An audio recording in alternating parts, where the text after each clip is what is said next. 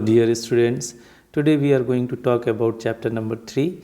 In chapter number 3, we will learn about atoms and molecules. So before we learn about atoms and molecules, सबसे पहले atom और molecule को जानने के पहले हमें पता होना चाहिए कि मैटर की डेफिनेशन क्या है। सिर्फ डेफिनेशन है ना।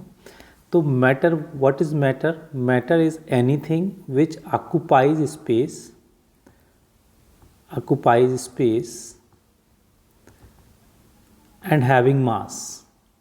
कोई भी चीज़ जिसका मास है ना, और जो स्पेस को ऑक्यूपाई करता है, उसको हम मैटर कह सकते हैं। तो मैटर की शुरुआत कहाँ से हुई? So ancient Indian and Greek philosopher have always wonder about the unknown. तो पुराने ज़माने में हमेशा लोग जो चीज़ दिखती नहीं थी उसके लिए हमेशा जानने के उत्सुक होते थे। तो इंडिया में भी ये चीज़ शुरू हो गई थी। जो इंडियन फिलोसोफर हैं वो भी इन चीज़ों के लिए सोचना चालू कर दिया था नियर बाय 500 BC। तो सबसे पहले महर्षि कनाद जो थे, इन्होंने बताया कि जो अगर हम मैटर यानी पदार्थ, हिंदी में बताया इन्होंने कि अगर हम पदार्थ को डिवाइड करते जाएं, यानी किसी भी चीज़ को हम तोड़ते जाते हैं, ब्रेक करते जाते हैं और छोटा करते जाते हैं और छोटा करते जाते हैं और छोटा करते जाते हैं, तो लास्ट में एक स्टेज ऐसी आती है कि उसको और ज़्यादा हम डिवाइड नहीं कर सकते हैं, छोटा नहीं कर सकते हैं। उस कंडीशन में उस पदार्थ को इन्होंने कहा परमाणु। ठीक है, इंग्लिश में पदार्थ यानी होता है मैटर और परमाणु मतलब होता है एटम। तो महर्षि कनाद ने क्या बताया कि पदार्थ को अगर हम डिवाइड करते जाएंगे तो एक ऐसी स्थिति आएगी, ऐसी कंडीशन आएगी जहाँ पे हम और ज़्यादा उसको डिवाइड नहीं कर सकते, और उस कंडीशन में उस स्मॉलेस्ट पार्टिकल को हम बोलेंगे परमाणु या एटम। इसके बाद महर्षि कत्यामा, जो कि इंडियन फिलोसोफर थे, इन्होंने बताया कि जो एटम है ये दूसरे परमाणु और मॉलिक्यूल के साथ, अणुओं के साथ मिलके एग्जिस्ट करते हैं, यानी कि ये ऐसे नहीं मिलते हैं, ये दूसरे के साथ कंबाइन फॉर्म में मिलते हैं। ये कंबाइन होते हैं, कंबाइन होके क्या बनाते हैं? मैटर बनाते हैं, और मैटर बना के ये एंटिटी में एग्जिस्ट करते हैं। इन द सेम एरा, उसी समय ग्रीक में भी जो फिलोसोफर हुए, जैसे डेमोक्रिटस और लुसिपस, इन्होंने भी वही चीज़ बताई कि अगर हम किसी पार्टिकल्स को हम डिवाइड करते जाएं, किसी मैटर को अगर हम डिवाइड करते जाते हैं, तो एक ऐसी कंडीशन आती है कि मैटर और ज़्यादा डिवाइड नहीं होता। उस कंडीशन में उसको बोलते हैं इंडिविजुअल पार्टिकल, राइट। ये किसने बताया था? ये बताया था डेमोक्रिटस और लुसिपस ने। इसके बाद इन पार्टिकल्स को जो नाम है वो नाम दिया गया एटम। एटम का ग्रीक में मीनिंग होता है इंडिविजिबल, और ये किसने बताया था? ये बताया था डेमोक्रिटस ने।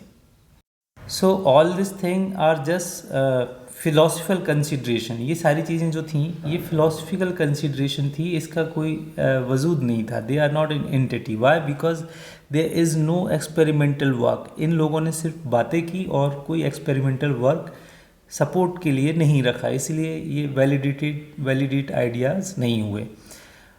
कब तक ये वैलिडेट नहीं हुए? Till 18th century. At the end of 18th century scientist recognise the difference between element and compound. 18th century के लास्ट में एलिमेंट और कंपाउंड में साइंटिस्ट ने डिफरेंस रिकॉग्नाइज करना स्टार्ट कर दिया, and naturally they become interested, और उन्हें जानने की जो है उत्सुकता हुई, इंटरेस्ट हुआ, और फिर उन्होंने जानने की कोशिश स्टार्ट की। So Antoine L Lavoisier laid the foundation of chemical science. ये बहुत इंपॉर्टेंट क्वेश्चन है, who is the father of chemical science? तो father of chemical science is Antoine L Lavoisier. Why? Because he has given important laws of chemical combination. What are those laws? The following two laws of chemical combination were established after much experimentation support work by Lavoisier and Joseph. जेसफ इनके जो साथी थे Lavoisier के, इन दोनों ने experimentation किया और laws को एस्टेब्लिश किया. What are these laws? About that we are going to talk. So first of all, to suggest the first law, that is law of conservation of mass, that I am going to tell you. What is law of conservation of mass? According to law of conservation of mass, mass can neither be created nor be destroyed. Neither be created nor be destroy. याद रखेंगे, ना तो हम इसको create कर सकते हैं यानी बना सकते हैं, और ना ही हम इसको डिस्ट्रॉय कर सकते हैं. मास can neither be created nor be destroy, ये इसका शॉर्ट फॉर्म हो जाएगा लर्न करने के लिए. इन ए केमिकल रिएक्शन, किसी भी केमिकल रिएक्शन में जो मास है ना तो वो डिस्ट्रॉय कर सकते हैं और ना बना सकते हैं. से फॉर एग्जांपल हाइड्रोजन और ऑक्सीजन मिलके बनाते हैं वाटर. अब सपोज़ यहाँ पे 2 ग्राम हाइड्रोजन है और 4 ग्राम ऑक्सीजन है, राइट. तो ये जो है ये 6 ग्राम वाटर को बनाएंगे. यानी कि अगर हम ये जो पार्ट है एरो के पहले जो लिखते हैं उसको कहते हैं रिएक्टेंट, और एरो के बाद जो पार्ट है इसको कहते हैं प्रोडक्ट. आपने 8th में पढ़ा होगा. तो मतलब क्या है कि जो मास ऑफ रिएक्टेंट है यानी इसका जो मास है रिएक्टेंट का वो इक्वल होगा प्रोडक्ट के मास के. यानी जितने रिएक्टेंट का एक प्रकार से कहना चाहिए वेट होगा उतने ही वेट में प्रोडक्ट बनेगा. प्रोडक्ट में कोई वेट ऐड ऑन नहीं होना है या माइनस नहीं होना है. I hope it is clear. तो इसके लिए इन्होंने एक्टिविटी सपोर्ट की है. इस एक्टिविटी में इन्होंने 2 कैटेगरी में कंपाउंड रखे हैं. The first category here copper sulphate barium chloride lead nitrate, और सेकेंड में सोडियम कार्बोनेट सल्फेट और क्लोराइड को रखा गया है. Now what they have done, they have taken a compound Y in this form, and so what they have done, they have taken a conical flask. एक conical flask लेंगे, उसमें Kock लगाएंगे, right. Kock लगाने के बाद एक जो compound है X को उन्होंने इस टेस्ट ट्यूब में लिया है और Y कंपाउंड की कैटेगरी के कंपाउंड को यहाँ लिया है, राइट. और इसके पहले इन्होंने क्या किया, इसको वे कर लिया है ना. वे यानी वज़न कर लिया है. नाउ अब क्या करा, सेकेंड स्टेज में ये जो स्मॉल इग्निशन ट्यूब है इसको टिल्ट किया, और टिल्ट किया तो दोनों सॉल्यूशन क्या हुए, आपस में मिक्सअप हो गए और रिएक्शन किया यानी केमिकल चेंज हुआ. और केमिकल चेंज होने के बाद जो प्रोडक्ट बना, right, after forming the product बनने के बाद इन्होंने वापस इसको वे किया. यानी वे कितनी बार किया, 2 बार वे किया. पहली बार बिफोर रिएक्शन और दूसरी बार after reaction. So what they found कि जो वेट है वो बिफोर रिएक्शन जितना था उतना ही आफ्टर रिएक्शन, यानी wait is same.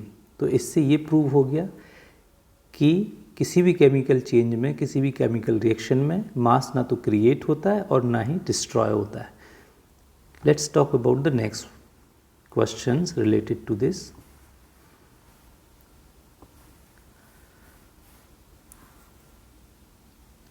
Here you can see weigh the flask with its contents carefully. Now tilt and swirl, weigh again. What happened in the reaction flask? Reaction flask में क्या होगा, chemical change होगा. यानी chemical reaction will take place. Chemical reaction will take place. Do you think that a chemical reaction has take place? Yes. Why should we put a cork on the mouth? Mouth पे हमने cork क्यों लगाया था? क्योंकि अगर कोई gas निकलेगा, reaction as a chemical change, अगर कोई गैस बनेगी तो वो क्या होगी, वो बाहर निकल जाएगी, और गैस बाहर निकलेगी तो क्या होगा, मास उसका कम हो जाएगा. इसीलिए क्या हुआ कि कॉर्क फिट किया ताकि गैस अगर बनती है तो वो बाहर ना जाए और जो टोटल प्रोडक्ट का मास है वो चेंज ना हो. Does the mass of the flask and its content change? No, it will not change. So ultimately they come into the conclusion of the law of conservation of mass state that mass can neither be created nor be destroyed in a chemical reaction. किसी भी chemical reaction में ना तो मास को create किया जा सकता है और ना ही उसको प्रोड्यूस किया जा सकता है. This is all about first law of chemical combination, that is law of conservation of mass. Now, we are talking about law of constant proportion. What happened in the law of constant proportion? See, according to law of constant proportion, if suppose here they have given example of water and ammonia. Okay, so let's talk about both the example. Now I am taking you into the next page.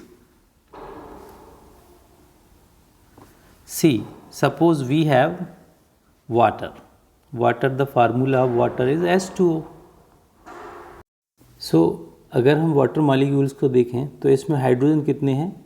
2 hydrogen है और 1 oxygen है. Okay, तो सबसे पहले हमें पता होना चाहिए कि हाइड्रोजन का एटॉमिक मास कितना है. एटॉमिक मास कितना है? तो हाइड्रोजन का जो एटॉमिक मास है वो 1 है और ऑक्सीजन का जो एटॉमिक मास है वो है कितना? 16 यूनिट. ओके, तो अगर हम वाटर के मास की बात करें तो वाटर का फार्मूला होता है H2O. तो इसका टोटल मास कितना हो जाएगा? 1 हाइड्रोजन हैविंग 1 मास, तो 2 हाइड्रोजन हैविंग 2, राइट, प्लस 16, कितना हो गया total? 18. It's just for your knowledge. अब यहाँ पे देखेंगे कि हाइड्रोजन 2 है और ऑक्सीजन है 1, तो 2 हाइड्रोजन का मास कितना हो जाएगा? 2, और ऑक्सीजन 1 ऑक्सीजन का मास कितना है? 16. तो यहाँ पे लिखेंगे 16. इसको अगर हम 2 से और सिंप्लीफाई कर दें डिवाइड करके तो कितना हो जाएगा? 1:8. यानी वाटर मॉलिक्यूल में हाइड्रोजन और ऑक्सीजन का जो मास रेशियो है वो कितना होगा? 1:8. ये फिक्स्ड है अकॉर्डिंग टू सेकेंड लॉ. ये जो मास है ये फिक्स है. Mass ratio is fix in any chemical substance, or compound, you can say. In any compound the mass ratio is fixed. Even we take water from anywhere. Water को आप किसी भी source से लेके आइए, चाहे आप वो टैप वाटर रखें, रिवर वाटर लेके आए, सी वाटर लेके आए, ड्रिंकिंग वाटर लेके आए, ओशियन वाटर, कोई भी any source from any source you can take the water. The chemical formula of water will remains H2O. किसी भी सोर्स से अगर आप वाटर का सैंपल लेके आते हैं तो उसका केमिकल फार्मूला H2O ही होगा. It is not going to change. Number 1, the mass ratio, so the formula will remain H2O only. और H2O में जो हाइड्रोजन और ऑक्सीजन का रेशियो है वो रहेगा 2:1 और जो मास रेशियो है वो रहेगा 1:8. सेकेंड एग्जाम्पल ले लेते हैं एक बार. In the second example suppose we have ammonia, right. Ammonia का ये होता है फार्मूला. अमोनिया में देखेंगे नाइट्रोजन का जो मास है, एटॉमिक मास कितना है? 14U. और हाइड्रोजन का आपको पता है, अभी बताया था, hydrogen atomic mass is 1 unit. So यहाँ पे अगर हम नाइट्रोजन की बात करेंगे, है ना, एटम्स का रेशियो देखेंगे तो कितना है? 1:3. ये एटॉमिक रेशियो है. एक एटम नाइट्रोजन का है और 3 एटम जो है वो हाइड्रोजन के हैं. ऑन द अदर हैंड अगर हम मास रेशियो देखेंगे, है ना, मास रेशियो कितना हो जाएगा? 1 हाइड्रोजन का मास कितना है? 14 और 3 हाइड्रोजन का कितना हो जाएगा? 3. तो 14:3 mass ratio will be present in case of ammonia. अब अमोनिया आप किसी भी सोर्स से ले लीजिए, उसका जो मास रेशियो है वो कितना होगा? 14:3. So this is all about second law. What second law suggest? The second law suggest in a chemical species substance. Here you can see in a chemical substance the elements are always present in definite proportion by mass, right. Now next is the next problem faced by the scientist was to give appropriate explanation of these laws. British chemist John Dalton provided the basic theory about the nature of matter. Dalton picked up the idea of divisibility of matter, which was till then just a philosophy. He took the name atom as given by the Greek and said that the smallest particle of matter are atom. His theory was based on the laws of chemical combination.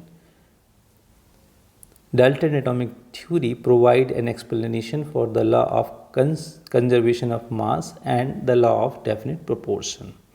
So here we can see the Dalton atomic theory. Dalton, according to Dalton, the first basic thing he has taken, like all the matter made up of very tiny particle. सारे matter किससे बने हुए हैं? बहुत छोटे छोटे particle से बने हुए हैं, और उसको क्या कहते हैं? एटम. अब एटम क्या है? Atom indivisible particle. Atoms are indivisible particle which can not be create और destroy in a chemical reaction. Chemical reaction में ना तो वो क्रिएट होते हैं ना डिस्ट्रॉय होते हैं. तो first point definition of atom बताया. सेकंड पॉइंट एटम से ही रिलेटेड बता दिया. Third point, atoms of given elements are identical in mass and chemical properties. तो एक सब्सटेंस है या एक एलिमेंट है, से फॉर एग्जांपल सोडियम. सोडियम का मास डेफिनेट होगा, ठीक है, और उसकी जो केमिकल प्रॉपर्टी है, जो केमिकल प्रॉपर्टी सोडियम की होंगी वो सोडियम ही शो करेगा, दूसरा कोई शो नहीं करेगा, है ना. तो वो आइडेंटिकल है. यही इन्होंने बताया कि एटम्स, किसी भी एलिमेंट के जो एटम है वो अपनी केमिकल प्रॉपर्टी और मास के आइडेंटिकल होते हैं, यानी शो करते हैं और यूनिक होते हैं. अब नेक्स्ट उन्होंने इसी पॉइंट को रिवर्स कर दिया कि जो डिफरेंट एलिमेंट के एटम हैं उनके मास और केमिकल प्रॉपर्टी भी कैसी होगी? डिफरेंट होगी, ऑब्वियसली डिफरेंट होगी. फिफ्थ पॉइंट में उन्होंने बताया कि atoms combine in the ratio of a small whole number to form compound. अब जैसे अपन देखें वाटर की बात करें तो वाटर में होल नंबर, वाटर में हाइड्रोजन 2 है, ऑक्सीजन 1 है, तो ये स्मॉल होल नंबर है. तो ये यही कह रहे हैं कि जब एटम स्मॉल होल नंबर में कंबाइन होते हैं तो ये कंपाउंड को फॉर्म करते हैं. Last he said the relative number and kind of atoms are constant in a given compound. अगर हमने वाटर की बात की तो इसमें नंबर एंड एटम्स की जो टाइप है वो डेफिनेट है. यही तो हमने ये इस लॉ में देखा था, the relative number and kind of atoms are constant. और यहाँ क्या बोला था? किसी भी केमिकल सब्सटेंस में elements are always present in definite proportion, यानी कांस्टेंट प्रोपोर्शन में होते हैं. So this is what about the second law. ये सेकेंड लॉ है. और यहाँ पे हमने देखा था atoms are individual particle which can not be created और डिस्ट्रॉय इन केमिकल रिएक्शन. ये फर्स्ट लॉ था. आगे हम क्वेश्चन, इससे रिलेटेड क्वेश्चन अटेम्प्ट करेंगे.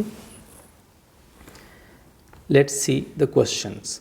इन ए reaction 5.3 gram of sodium carbonate. कोई रिएक्शन है जिसमें सोडियम कार्बोनेट कितना है? 5.3 ग्राम है, plus react with ethanoic acid 6 gram.